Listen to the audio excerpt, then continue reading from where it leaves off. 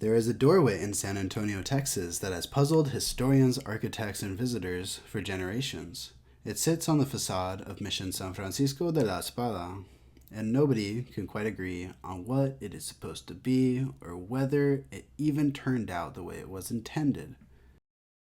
Today I want to walk through some of the explanations scholars have offered, tell you where I think they fall short, and be honest about where I'm still working things out myself.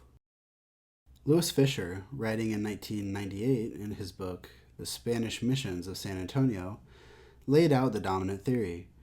He drew on the work of architectural historian Eugene George, who argued that the stones of the irregularly arched doorway were simply placed incorrectly. According to George, those same stones could be rearranged to form a smooth outer arc. And if that were done, the doorway would conform neatly to the regulating lines of circles and diagonally oriented squares that governed the design of the rest of the facade. His explanation for how this happened was that a master stonemason had pre-cut the stones on site, but then departed to supervise a project elsewhere before the work at Espada was finished. The workmen who were left behind, having never seen such a pattern assembled before, put the stones together as best that they could. It is a compelling story, but notice the word Fisher uses. The stonemason may have left. There is no document cited, no archival record of his departure. It is a plausible reconstruction, and perhaps the most economical one, but it remains a hypothesis rather than an established fact. George and Fisher both pointed to the Visigothic church of San Juan de Baños, built in 661 AD in the village of Baños de Cerrato in northern Spain, in Burgos, as a formal precedent for the kind of arch Espada was supposedly meant to have. I've actually done a tour of San Juan de Baños on this channel, so if you want to see what that church looks like, go check that out. The comparison is instructive, but here is where I start to part ways with that standard account. Look at the Zacatecas examples. I have attached images here so you can see what I mean. The arches on the portals of Zacatecas churches are not clean horseshoe arches either. To my eye, they read almost lambrequin in form, with that characteristic lobed, scalloped quality. If the craftsmen who worked at Mission Espada had trained anywhere along the route from central Mexico to the Texas frontier, Zacatecas would have been well within their architectural vocabulary.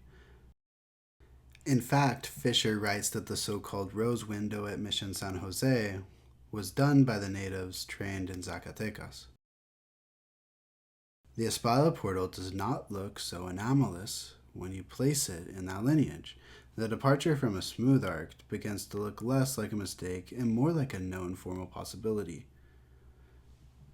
What I find least convincing in Fisher's account and in similar descriptions of this arch is the use of the word Mudéjar. George's caption, reproduced in Nunenguerra, calls this one of the few Mudéjar, or Moorish arches, known to exist in the southwest region of the United States. But what exactly is Mudéjar about it? If the precedent being cited is the Visigothic church of San Juan de Baños, then why not call it a Visigothic arch? The label Mudéjar is doing work here that cannot really be supported.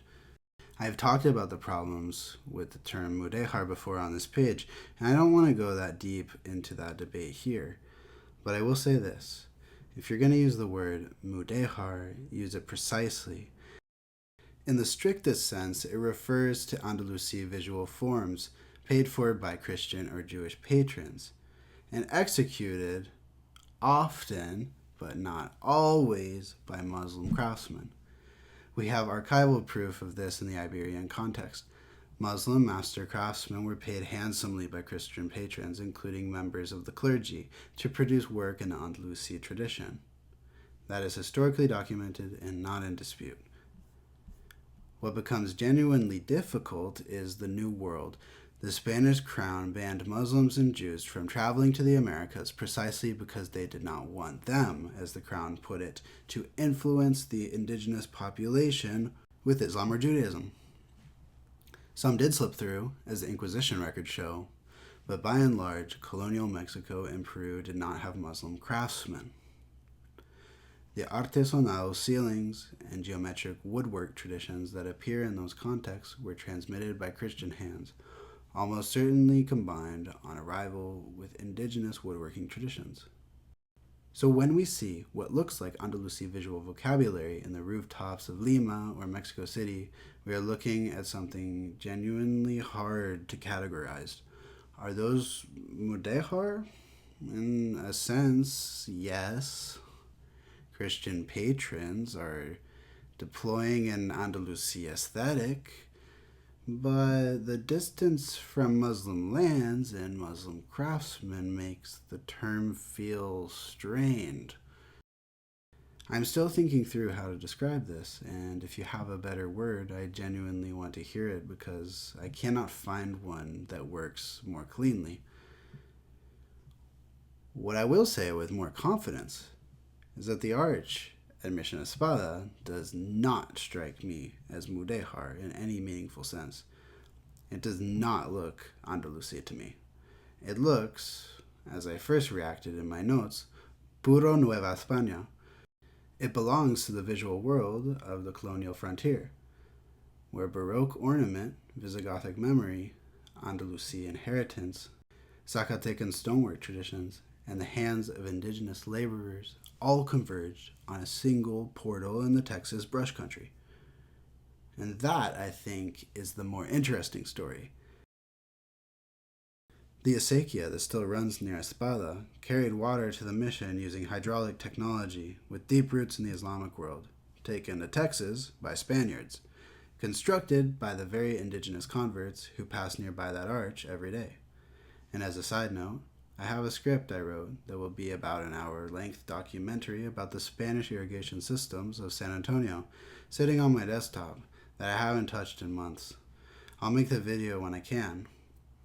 So therefore, I am open to accepting that the arch at Misión Espada itself may be a product of transmission and mistranslation, of forms remembered imperfectly across a vast geography. Or it may have been built exactly as the builders intended, reflecting a visual vocabulary that made perfect sense to them, even if it puzzles us now. That could be possible. Was it a memory of San Juan de Baños? Was it a Zacatecan formal habit transposed to the frontier?